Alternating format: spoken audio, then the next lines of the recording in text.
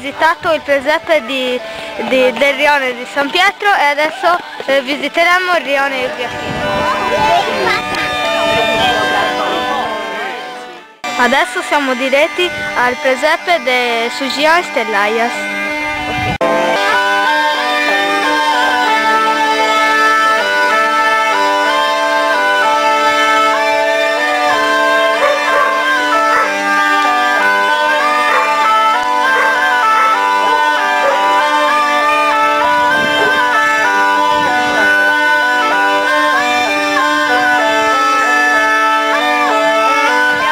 Il presepe di San Sebastiano e adesso siamo diretti verso quello di Cadoi.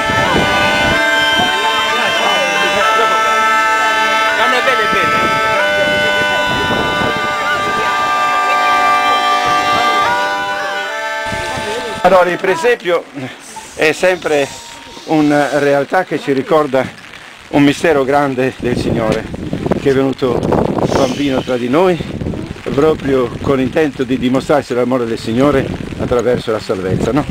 Ora, il presepio richiama i valori più grandi della nostra famiglia, quindi io vorrei chiudere pregando per i nostri bambini in primo luogo, i ragazzi, i nostri giovani, i papà e le mamme e tutte quelle persone che ci hanno tramandato queste bellissime tradizioni.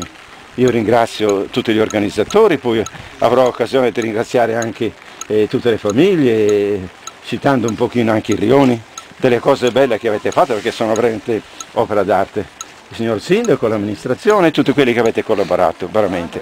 Adesso diciamo Padre nostro, un'Ave Maria in gloria. Come era nel principio, ora e sempre, nei secoli dei secoli. Amen. Grazie, grazie alla Zampogna anche che ci ha rallegrato questo nostro tragitto, dandoci il sapore veramente del Natale. Grazie. E buone feste a tutti, guardate che vi aspetto in chiesa.